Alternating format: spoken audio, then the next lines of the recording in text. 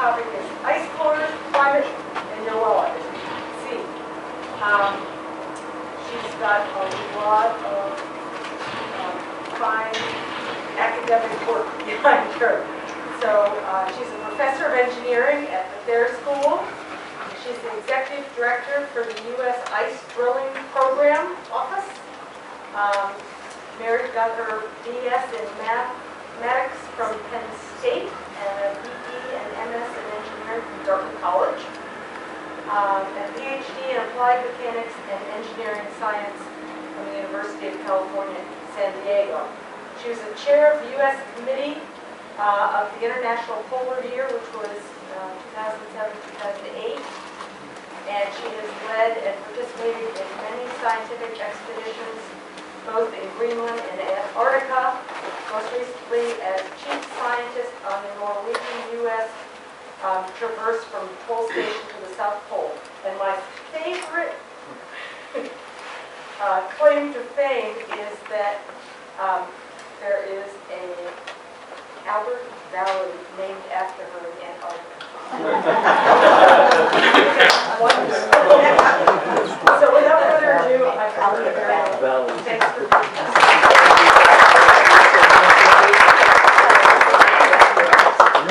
Right, thanks for having me. And I'm excited to be here. The Sierra Club, I thought you might be interested in the environment. But I figured I would just start out with my electric bill. We just got our bill last week, and the total bill has a negative sign in front of it, and it's like negative $60. This is something that I think the people like you are well aware of and have long known about renewables, but the power that they have now, they're becoming more and more affordable. It's almost to the case now where we can't afford not to have it. You buy it, it costs less than a new car. It pays itself off in 7 years.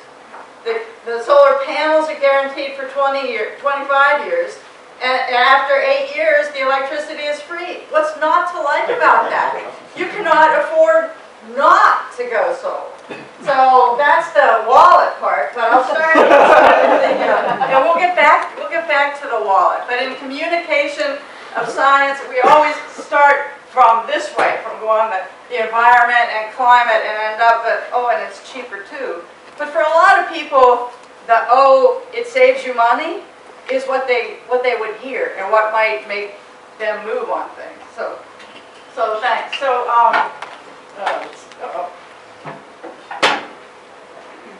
right. So I'm just gonna, here's an overview of the talk. I'll try not to drag on too long, but start out with change, climate change. It's hard for people to envision. We're going to talk a little bit about how fast climate can change from evidence in the ice cores. How do current conditions compare with the past? Ice core evidence showing that both policy and economics matter to what ends up in the Greenland ice sheet. Money impacts human behavior. This is where I get to the wallet part. I think it's money that impacts the human behavior. And we're living in a time of opportunity for renewable energy. And individual actions matter. You hear about people saying, oh, what can one person do? Oh, it's too small, it doesn't matter. It does matter. So change you can believe in. We live on the earth, we are so used to having the seasons, the summer, fall, winter, and spring. But when you think about it, how dramatic a change that is. The summer, we have to cool our homes, we wear an entire different wardrobe than we wear in the winter. Winter comes now, we have to heat our home, we have to wear different clothes. Instead of mowing the grass, we're shoveling the snow. This is really different environmental conditions. But nobody thinks about that because we are so used to it. Ever since humans have been walking and talking, there have been seasons, and people understand that. They're used to it. It's a kind of change that they can believe in. But we know from the greenhouse effect now, putting the greenhouse gases into the atmosphere, carbon dioxide, causing the planet to warm as a whole, that it's changing the climate where we live. It's changing our climate now, and it has been changing it for a while. In the polar regions, this is a picture of John Perovich up in the Arctic, but the change has been very vivid. Because ice is very close to its melting point, even under cold conditions from a material science point of view, when a temperature changes and it changes phase from ice to water, it makes a difference that you can see right off. And we know that from the receding sea ice in the Arctic, from the melting glaciers in the Arctic and the Antarctic, the changes there are very, very vivid. But even in Hanover, the plants have known, they have sensed for a long time that change has been happening here too. This is, we buy our seeds. Here's a typical seed packet, and probably most of you have gardens now. On the back of the seed packet, there's a map of the planting season that tells you when to plant your seeds so that it'll grow well. Well, did you realize that in 1990, the map looked like this? A lot of blue space up here. And in 2006, you notice how these growing zones have moved north. This is climate change. It has been happening since well before 1990, but it's been creeping up on us. If you haven't, looked at your seed packets every year and thought about them in detail, you might not have noticed this, but it has been happening. The Earth is a system of systems, so that when our Earth warms, the planet warms as a whole, we don't expect it to warm the same amount everywhere. On a scale of days and weeks and months, the atmosphere blows around the world. The rising and falling patterns of the atmosphere cause the weather that we experience. We have prevailing winds. It's a very complicated system of heat and mass transfer of the fluids that move throughout the atmosphere and can eventually disperse stuff all around the world. Similarly, the oceans move over time scales more on 100 years or 200 years. The ocean circulates like a big conveyor belt around the world.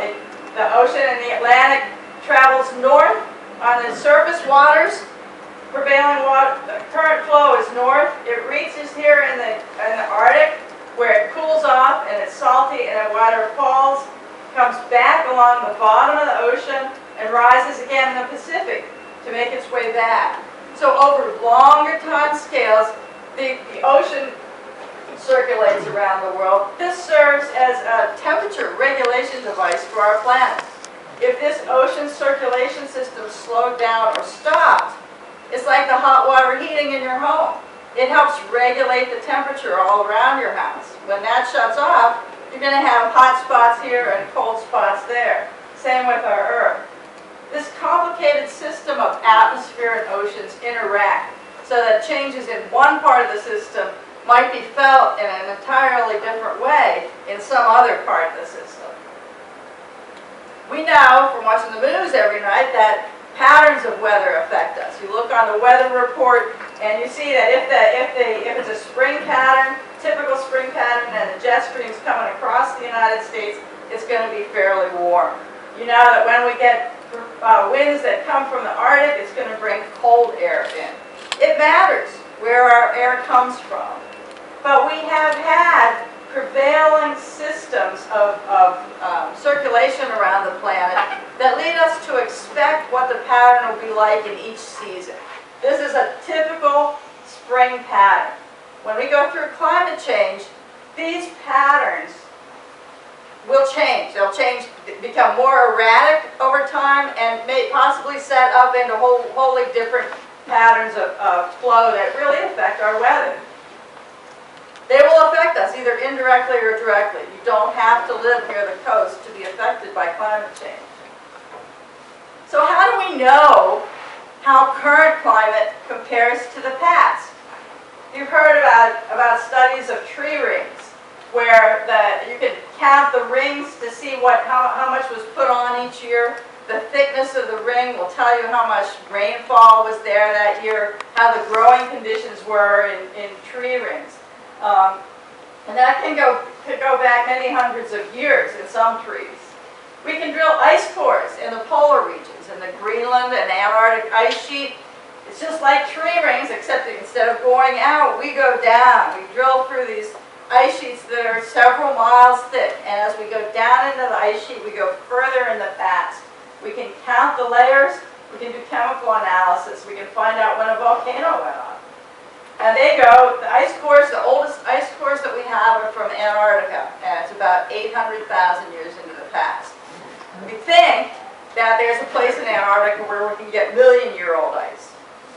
But we haven't been there yet. And that's probably the oldest ice on this planet, million years. As opposed to that, sediment cores that are taken from ocean bottoms, these big ships that go down and drill the sediment from the bottom of the ocean can go back hundreds and millions of years. So ocean sediments can go way further back in time. So each part of the environment has a different story to tell and on a different time zone. So we're on time scale. So we're going to talk today about glaciers and ice sheets as natural archives of past climate. This is me and the Greenland ice sheet. This is in a snow pit, so the snow's up here. We use the shovel to dig down. And if you dig down, Greenland is up here in the Arctic, and Antarctica is here down south. I should say at the beginning that when you look at the Arctic, you see whiteness. This whiteness here is on the Arctic Ocean. Most of the Arctic is an ocean covered by sea ice. And sea ice can be several feet to 10 feet or 12 feet thick.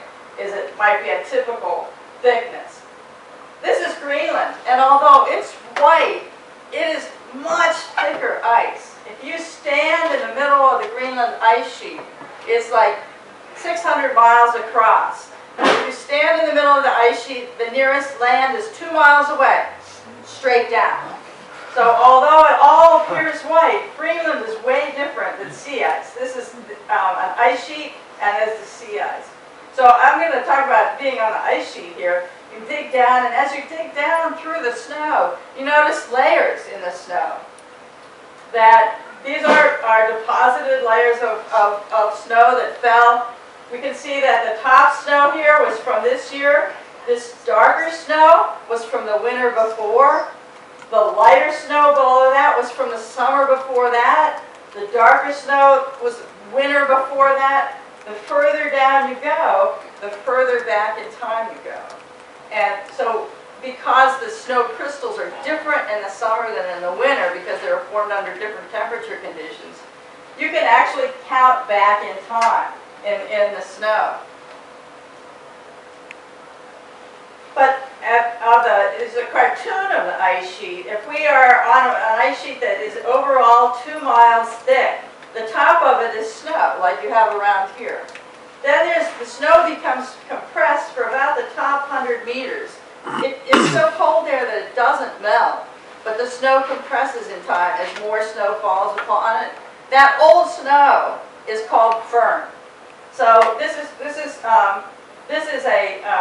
very porous. Air can diffuse down through here ever so slowly, and as you go further down in depth, you go further back in time. Finally, around 100, 120 meters or so, the snow is so compressed that it is turned into ice. And what used to be interstitial air spaces in between the snow grains, now the only remaining air is trapped in bubbles in the ice. So you can tell I drew this because I studied firn. So I, of course, drew firn as being the most important part. But really, firn is the top 100 meters, and the rest of the, most of the 2 miles is here in the solid glacial ice. So we're going to use ice cores now to think about how fast climate can change. Before, about 50 years ago, climate science taught people that climate was a slow-moving beast. It took millions of years for stuff to change. Ice core science has taught us that that's not always the case, that in fact it can go much faster than that. So the data I'm going to show you here is from Greenland, and it's evidence from the ice matrix. So if we drill an ice core here, it's analysis of counting the layers in the ice to see how much snow accumulated each year, and taking isotopes from the hydrogen and oxygen isotopes from the ice itself as an indicator of what the general temperature was in the past. So here is this plot is from Richard Alley's Two-Mile Time Machine book. But here's the current time. This is current time about 10 years ago. And this is going 15,000 years into the past. Here we have temperature. And this was general temperature at the site in Greenland. So this green plot we see is of temperature. What that is the isotopes that are a proxy for temperature. And this record, so that part of the record show here, goes back about 9,000 years. And you can see that over 9,000 years, yes, temperature has changed. The accumulation rate is here in red. That's from counting the layers and saying how much snowfall each year. So the precipitation does change in time, and the temperature does change in time. So is climate always changed in the past? Sure, but that's not the whole story. They, just to example, look at two different times. This orange time here was between about 1,000 years ago, the medieval warm period. And you see that little wee peak in temperature there? That was around between 950 and 1250. Medieval times was good times in Europe. The farming was good, the culture was growing, life was good. It was so good in Europe that Vikings and other Scandinavians started migrating to Greenland, where we got our ice core from. And they settled along the coast. You can see the remains of their settlements today, the cemeteries and the foundations of the houses that they have here. Then later, a couple of 100 years later, came what we call the Little Ice Age. And it wasn't real, there was no growth of ice, but it was a cold spell that went for a long time. And here you can see this little blip in temperature here was lower, so it was warmer in a medieval warm period and cooler in the Little Ice Age. That little change in blip was enough so that the farmers who had settled on the coast of Greenland and had their animals and had their farms could not survive. The weather got too cold for them to farm, the animals died off, and the people who didn't leave, the Scandinavians who didn't leave, eventually died off. Many of them left. The Inuit, who had always lived along the coast of Greenland, the Greenlanders, just moved to where the fishing was good and where the hunting was good. They weren't tied to that farm, so they could move to wherever they wanted. But the Europeans and Scandinavians had to leave. So we see that even that little blip is enough of a temperature change to influence the way people live. Now we're going to look back further in time. We go back further. This is between 10 and 15,000 years ago. You can see that the temperature changes are much more dramatic and much bigger. If this was enough to influence the way people live, imagine that. What we learned from the ice cores is that this change from here to there and down and back again, this steep line, happened in less than 10 years. So something happened in the climate that made a huge change in temperature. This is like a 10-degree temperature difference in less than 10 years. This makes climate change relevant to people living now, and the term of a congressman or whatever. But we learned that climate can change abruptly in less than 10 years. It turns out, if we go further into the past, climate was much more like this in the past. Some people call it an angry beast. Climate is an angry beast, meaning it can change a lot. So what caused, I can just briefly touch on this, what caused that change in climate? It was during the time when there was a Laurentide ice sheet all over the Arctic and even covering Canada and in fact covering Hanover. There was an ice sheet here at that time. We were coming out of the last ice age, so the planets revolving around the sun, the orbital change was enough to put more sun's energy. It was melting these ice sheets. And as it melted the Laurentide ice sheet, the fresh water from the ice went into the ocean and it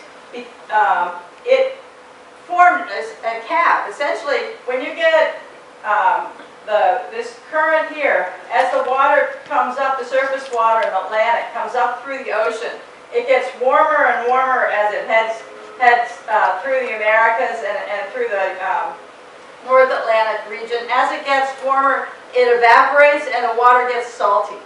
So by the time the current gets up here and gets far enough north that it cools, now you have cold, salty water that wants to sink. So this water wants to sink. When the Laurentide ice sheet melted, it put fresh water on top that didn't want to sink. So sometimes we call this the engine of the conveyor belt. What happened was the melting of that water slowed this conveyor belt way down.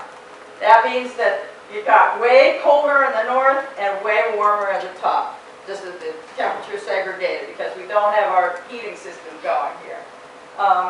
And so it was slowed ocean circulation that made that huge change in less than 10 years. Turns out that most of human history, that of people, not of us as apes, but of people, happened in this last 10,000 years when our temperature was pretty good. So all of human development, we've been used to a pretty gentle climate. It hasn't changed that much. We haven't experienced the big changes that happened naturally in the past. All right, so I have another story from ice cores, is how do greenhouse gases compare with the past. Just as we looked at the isotopes in the ice to look at temperature, we can look at bubbles in the ice to look at past atmospheres. If you want to measure what's in the atmosphere today, you can go outside and measure it. Any place around the world. Some things are well mixed and some things aren't, but you can measure it. If you want to know what was in the atmosphere 100,000 years ago, you need to go to the ice sheet and drill down and sample the air. Sample the air from these bubbles. So this is air that is trapped in there is paleo air. It's thousands, hundreds of thousands years old. So here's a graph of data from Antarctica that goes 10,000 years into the past. This part of the graph, these many thousand years here, where it's not changing very quickly, were before human times. Here's the present, and you can see this is carbon dioxide and here's methane. Both are greenhouse gases. So up until the industrial period, over 10,000 years, you can see it was changing pretty slowly. We got to the industrial period, and the carbon dioxide and the methane in the atmosphere shot up. It's because we're adding it to the atmosphere. It didn't happen naturally.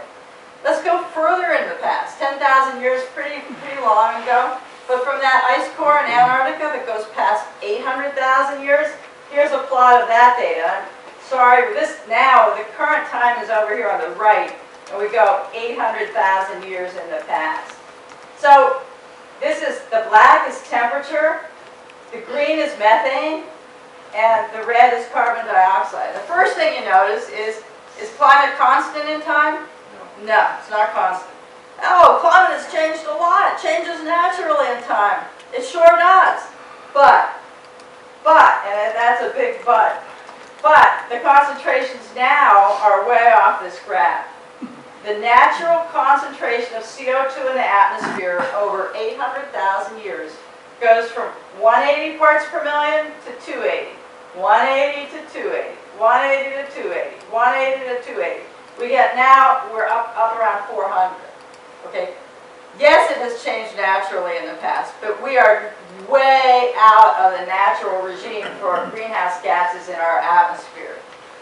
And you can see how closely linked the greenhouse gases and the temperature are. What caused these variations? They look fairly regular.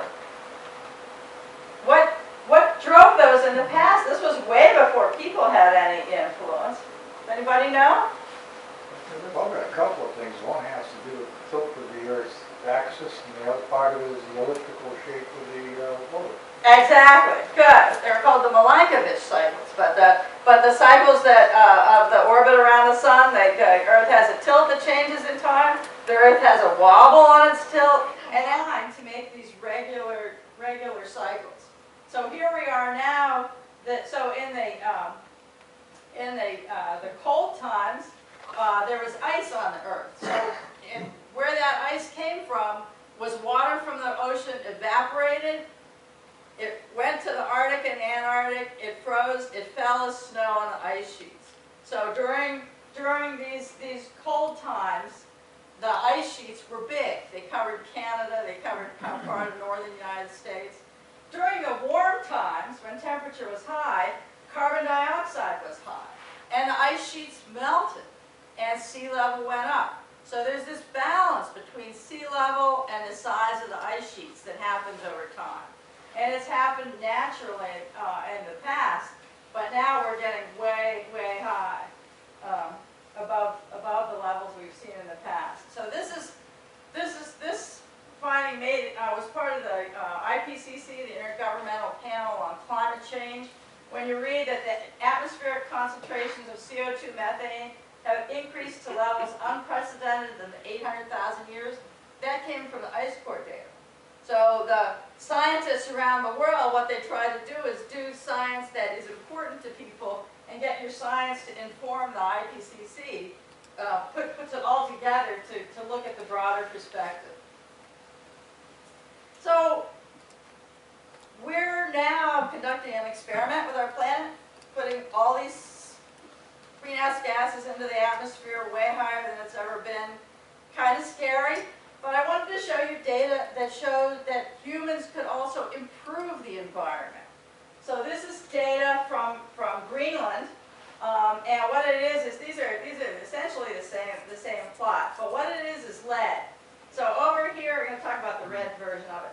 Over here is 1800, and it's up to 1980 on the right-hand side. So that this was lead in the atmosphere. So that you can see there was a natural level of lead in the atmosphere going up to about 1850, okay, before the industrial period really got going big. Then, when the industrial period started and we were using lead in gasoline and combustion fuels, the lead in the atmosphere went up. It then came down in the 1930s. Why would the lead in the atmosphere come down in the 1930s? The Great Depression. Okay? The economic conditions meant that people could not drive as much, the industries shut down, the factories that were burning things shut down, and although it was an economically depressed time, it was actually better for the environment. There was less burning going on. But we came out of the Great Depression and started cranking up again, and we got those lead right back up again, until the Clean Air Act here in 1970. Clean Air Act was introduced, we went to unleaded gasoline, and the lead decreased. All of this was from lead scavenged from the atmosphere in snow crystals that fell on the Greenland ice sheet, got buried, and came along and became part of the ice core record for later analysis. So the thing here is that human actions, whether they're inadvertent or on purpose, whether they're from economic downturn or whether they're from policy decisions, can matter. And so it's not hopeless. There are ways to change things. So policy change is important. And I know that you are all as optimistic about our government as I am. It's good policy decisions. So in looking at this situation, I think that the need to reduce greenhouse gases means we cannot wait to policy, but we need to look at what other things are going on now that could help our condition. And so policy alone might not be as fast as other actions. So we go to renewable energies now. This is a special report on renewable energies, and what this is from 2008 back to, what is this, 1970s. So more modern times. This is the different renewable energies and how they have progressed through times. So this is hydropower here, the dark line. So you can see hydropower has been developed, but it's not increasing at a huge rate.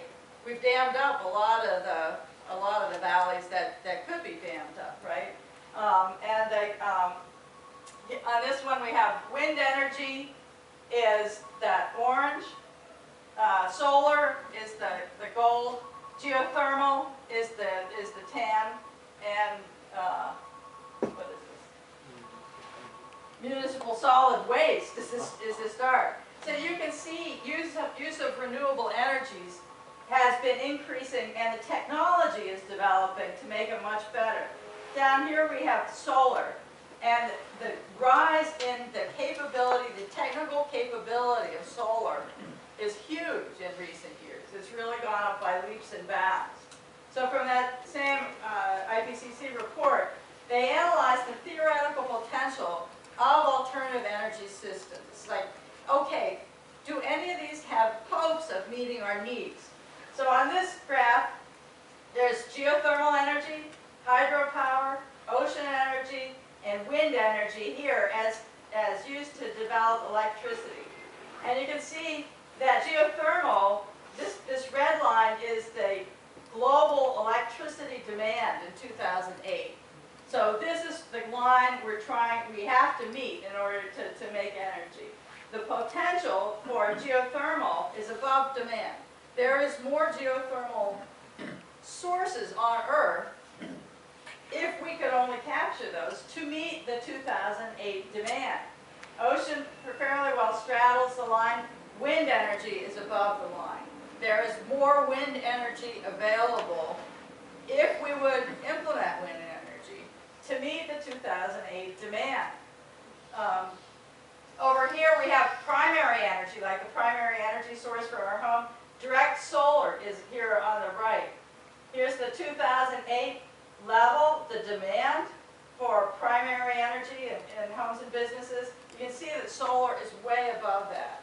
So the theoretical potential of how much sunlight is coming down is there.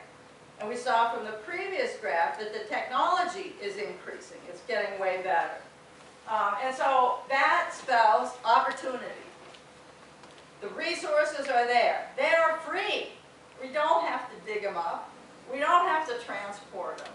They're free and they're out there. If we could learn, if we develop the engineering, the technology, it can do it. And the opportunity now is that these have developed, especially solar around here and elsewhere, has developed to the state where it is now, it doesn't make sense not to put it in. You cannot afford not to have solar.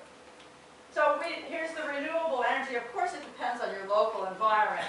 So from the Renewable Energy Lab, here they have this graph is the solar potential in the United States. So how much sun different areas of the United States gets. And for comparison over here is Germany, and here's Alaska.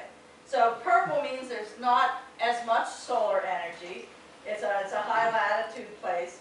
Green and yellow means there's some, and red means there's a lot. So the Southwest is rich in potential solar energy.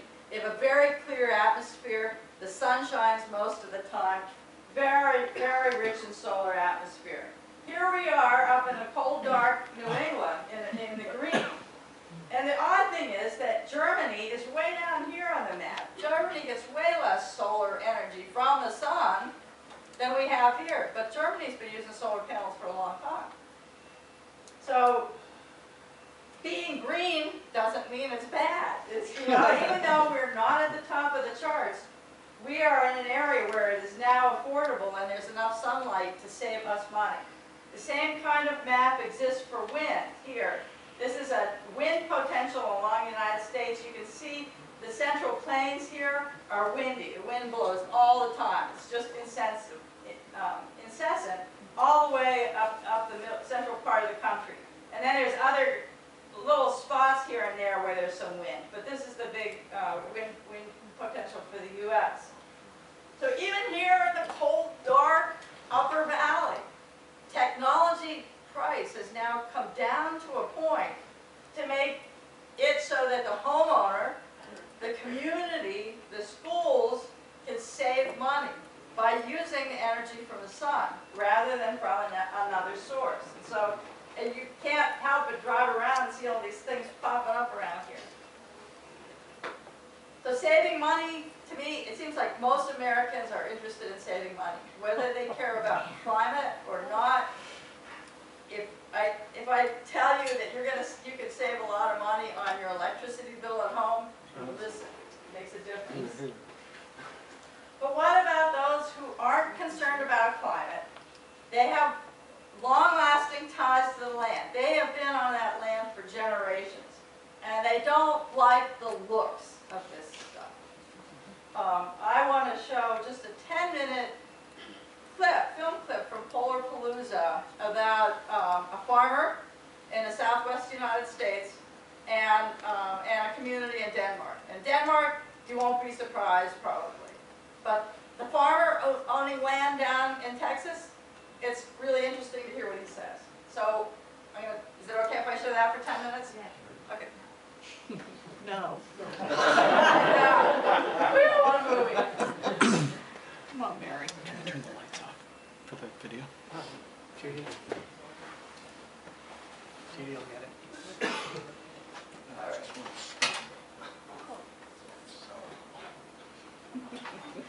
Are there other examples of communities and nations that have begun the transition away from fossil fuels? What does it take to welcome the turbines and solar farms of the new energy system and say, yes, in my backyard? This is the story of two communities that at first look very different. Samsa is a small island off the Danish mainland. West Texas is a vast, dry expanse in America's south. What both have is abundant wind. At times, Samsa produces more electricity than it uses, exporting surplus power to the Danish mainland. And Texas wind now generates as much power as the next 3 U.S. states combined. Samsa and West Texas both solved the NIMBY, not in my backyard challenge, that has stymied so many renewable energy projects. It's not easy, but with patience and persistence and the efforts of the right people, it can be done. Okay. My name is Søren Hermansen, and I'm the director of the Samsø Energy Academy. Samsø means in Danish, it means the meeting island. When you make a circle around all of Denmark, then Samsø is right in the center of this circle. But it wasn't geography that brought Lurke Friis, then Denmark's Minister of Climate and Energy, here in mid-2011. It was why and how this community had turned NIMBY into yes in my backyard. Well, Samsø is a pioneering project in the sense that Samsø way back decided that Samsø should become independent of fossil fuels. Before its transformation, people thought of Samsa as just a cute tourist community, busy in summer, empty and desolate in winter. Now people come here not just to see the turbines, but to understand the process that got the community to welcome wind energy. After a national competition, Samsa was selected by the Danish government to be a proof of concept for how to transition from fossil fuels. But it was up to individuals like Søren Hermansen with the passion and skills to effect change, to figure out just how. So when we won, the normal reaction from most people was like, yeah, you can do this project, that's okay, but just leave me out of it. Samsa has a deep attachment to its past and values its traditional way of life. But gradually, we won their confidence in establishing easy projects to understand and also easy projects to finance, because basically it's all about what's in it for me, because it's not convinced idealist or green environmental hippies who lives here. Søren, a native of the island, convinced some of his neighbors to become early adopters. They found success and spread the word. Jørn Tranbier operated a large and profitable herd of milk cows. After initial reservations, he invested in a turbine on his own land. When that went well, Jørn became part owner of one of the offshore turbines. Farmers, they have to invent new things and be ready for changes. So when they see a potential, they look at it, no matter what it is. They look at it and say, could I do this? And if they see fellow farmers do the same thing, they're very quick to respond to that. So even being very traditional and conservative in their heads, I think they have this ability of making moves and do things because they have this independency in them. A farmer is a free man. Maybe he owes a lot of money to the bank, but he's still a free man in his thinking. It was seeing what was in it for them and for their community that won over landowners in West Texas. And it took one of their own, a man whose family had deep roots in Roscoe's cotton fields, to educate them about wind farming. Well, I'm really a farmer. You see, I farmed for almost 40 years. We're in the right in the middle of the Roscoe wind farm, and we've got about 780 megawatts of production. That's per hour, enough electricity for about 265,000 average homes. Roscoe had no oil and faced hard times in the early 90s, but it did have wind. When this land was acquired, there was absolutely no value to the wind. Fact is, it was a severe detriment because of the evaporation of the moisture. Cliff, like CERN, had to work with his neighbors to get them ready to accept wind turbines. The first thing farmers want to know is, well, how much is it going to cost me? Cost them nothing. What's it going to hurt? 3 to 5% of your farmland is all it's going to take up. You do what you want to with the rest of it. Then it came down to, well, how much money is this going to make me? Cliff did his research and checked his numbers with wind experts and the Farm Bureau. Then I was able to go to our landowner association and show them where they had been receiving $35 to $40 an acre. Then the landowners could expect somewhere in the neighborhood of 3 times that. In fact, farmers stand to make $10,000 to $15,000 a year per turbine just from leasing the wind rights. There was no guarantees in it from the very beginning, but sure enough, we've got, I think, in the neighborhood of 95 or more % of our area that accepted the wind farm. In both SEMSA and West Texas, individuals saw economic benefits. But the whole community, beyond the investors and landowners, benefited too. Because of the wind farm now and the people working in the wind industry, now we've got jobs available and opportunities for young people to come back from college or from technical school or from whatever. It's just been a godsend. For Kim Alexander, superintendent of the Roscoe School District, that godsend translates into dollars. In 2007, prior to the wind values coming on our tax roll, our property values were at about $65 million. And then that wind development, they jumped to approximately $400 million to $465 million. The school district will get more than $10 million over a decade. That guaranteed revenue stream unlocked additional funding. School buildings, some dating from the 1930s, could be updated, and computer labs added. This is an indication to me of what can be done for rural areas and will be done all the way to Canada, bringing life and prosperity and back to these rural communities that are suffering just like we have. The same oil shop that got Brazil started on ethanol got Denmark started on manufacturing wind turbines just in time to compensate for a decline in its shipbuilding industry. And it's also good for the economy in terms of export. I mean, 10% of Danish exports comes from the clean tech area. Energy and environment always require trade-offs, such as clear vistas versus clean energy. It's something that communities have to make time to work through. Cliff, for one, believes it's worth it. Everything, the schools, the churches, the civic organizations, all the businesses will benefit from this. It'll increase, hopefully, our town's populations and our economics. My granddad used to just say, not realizing he was prophetic, but you know, if we could sell the wind, we'd be wealthy. Well, who would have ever thought we'd be able to sell the wind? For SAMHSA, Denmark, and Texas, clean energy brought economic benefits and energy security. But replacing fossil fuel emissions with wind power has other advantages. And let's not forget, also good for climate and health as such. And that's a very important argument. We've got a constant wind resource here that's tremendously valuable, and as opposed to oil and gas, it'll last forever, and it doesn't pollute anything.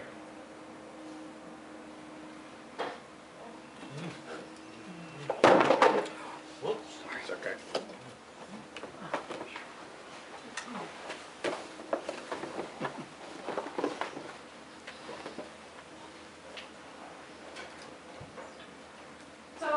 So in that example, like the farmer in Texas, they switched, the whole area switched to wind. Who initiated the change? Individual. Farmer. Yeah, the local people. A few people initiated it, talked their colleagues and friends and community into it. Why did they do it? Money. What are the broader impacts? Make jobs, create jobs. The school is, the tax base went up because the land is more valuable now because it has wind energy. The increased tax base meant there's more money for schools, churches, civic organizations. The community is flourishing now.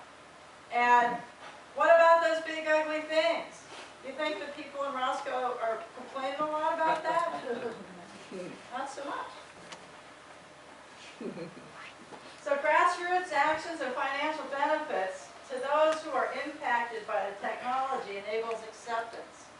If somebody buys a windy spot and moves in and puts up their wind vane and the locals aren't involved and the locals don't benefit from it, you're not going to see acceptance. It's an important lesson in this, I think. Renewable energy is saving homeowners money, different kinds of energy in different parts of the United States. But I just got to say that this really made me happy to see that the power company owed me money rather than me owing them money. So individuals are important to the energy transition in their home, in their community, partnering with the technology providers to get them to bring the technology that you need. And the benefits of the lower energy prices goes to the locals, so that the people who see it, who are involved with it, get the benefits. So in summary, we're not used to climate changes. We're used to seasonal changes, which is dramatic changes, but not climate changes. And we know that climate has changed enormously in the past. We should not take gentle climate for granted. The addition of the carbon dioxide to the atmosphere now has it at levels not higher than in the last 800,000 years, and probably beyond that. So when somebody says, oh, climate changes naturally, it goes up, it goes down, it changes a lot in the past, we are way above the level of change. It usually goes 180 to 280, 180 to 280 parts per million. We're now at 400. Money drives human behavior, and it's human behavior that makes the difference. Renewable energy saves us money, whether we care about climate or not. And so actions by individuals and small groups are really important in the transition to energy. You don't have to wait for policy. We can take action now. So there's two other things I recommended reading. Both are on the web. One is the U.S. National Climate Change Assessment. Maybe you're aware of this, climate change impacts in the United States. You can download that for free from the National Climate Assessment. And then last year, the Bloomberg Foundation funded a report called Risky Business. They took the outcome of here, what is going to happen with climate change right here in the United States, and they translated that to money. They have estimates on how much it's going to cost Miami when the sea level starts rising. Huge numbers. You read this, and you cannot afford not to go alternative energy. This book was written, it's based on science, it references the science papers, and it's written for scientists and people who care about climate. This book, Risky Business, is written as economists talk to each other. It talks about investment, it talks about economic risk, it talks about all of that, The risk is the risk of doing nothing about climate change. So these are really helpful things. What this shows is that it's, people say we can't afford to put scrubbers on smokestacks from coal power plants. We can't afford not to. So I want to thank you for making evidence-based decisions. You guys all do that. And I want to also thank the National Science Foundation, who funds me and tons of other sciences. So Thank you.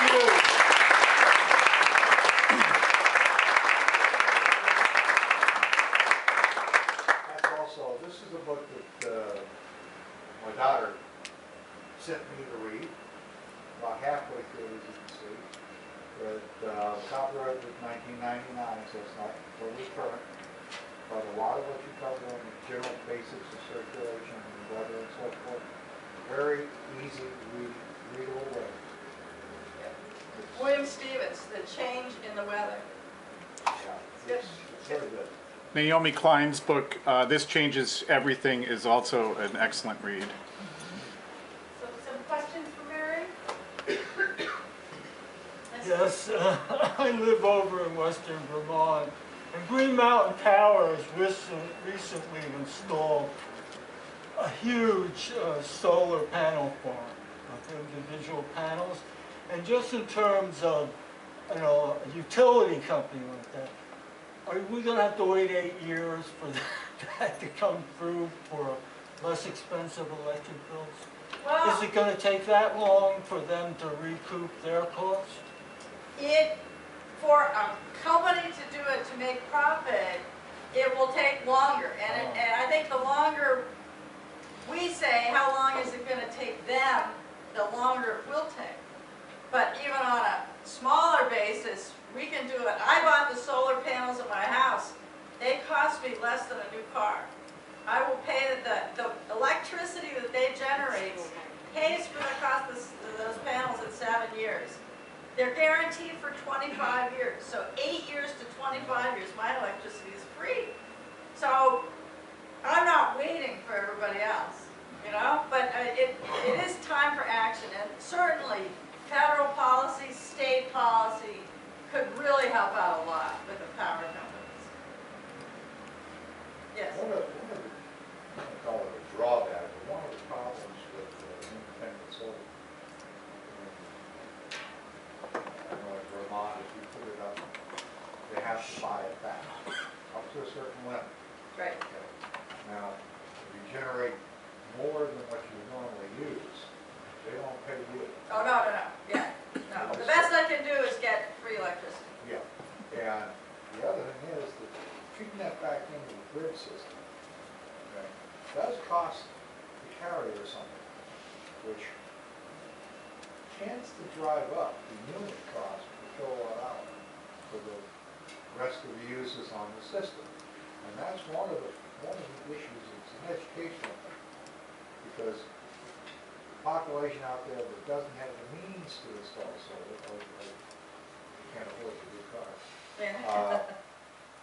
They're saying, well, yeah, you're getting free electrical, you're going to recover the cost in, say, 10 years, but I'm helping to pay your bill because my power cost is higher. Well, actually, the money that I pay to buy electricity, I pay more per kilowatt hour to buy from the grid than they give me when I sell to the grid.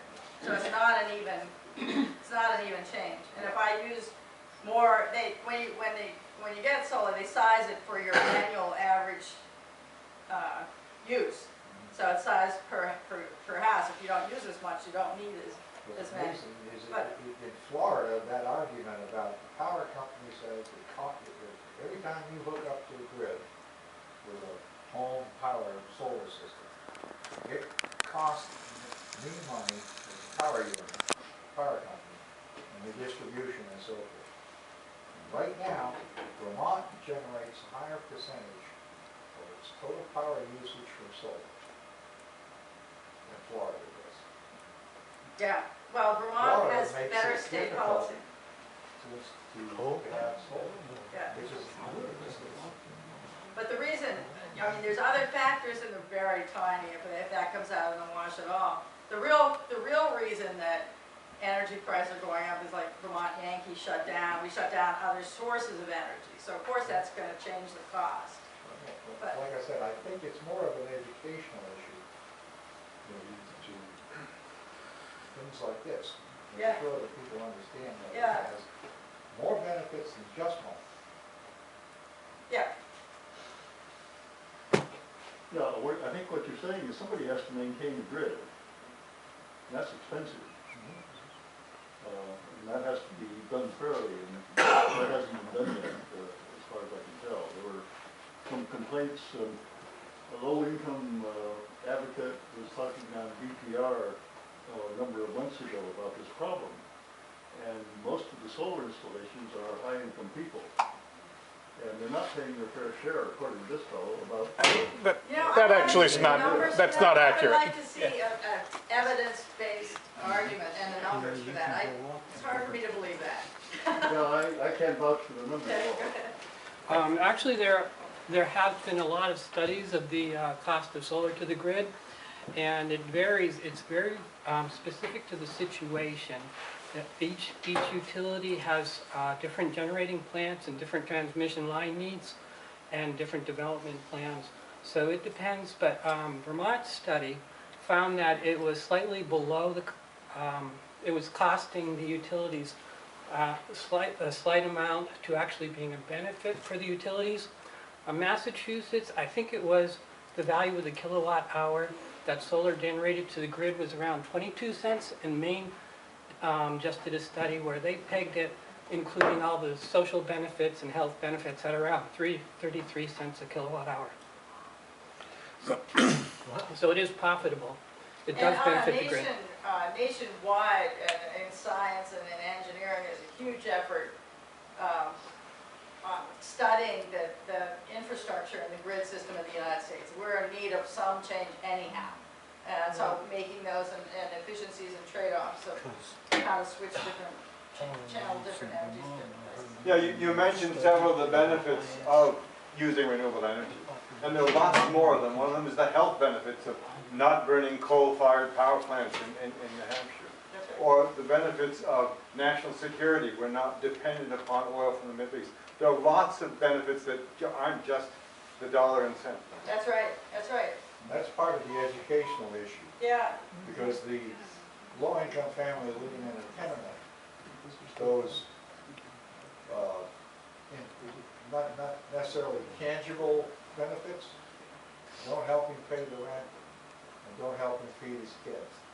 And that's, you've got to really do almost as much in terms of bringing the cost down for solar and wind and so forth, as you do on educating the general population on what the benefits are. And I think we're doing pretty good on the technology side. I just don't believe we're doing as good as we need to do on the educational side. I agree. I agree, and I think we need a fact-based, take the whole argument in, because I'm sure it would come out on top, yes. On the educational side, what I'm doing here tonight is streaming this live to who knows how many people out on the internet watching this presentation, and recording it, and it will go out on YouTube, so you can refer people to it so they can see this and experience it. Somebody would say something wrong. That's why I didn't say anything before, so she wouldn't panic. Yeah. I have a question.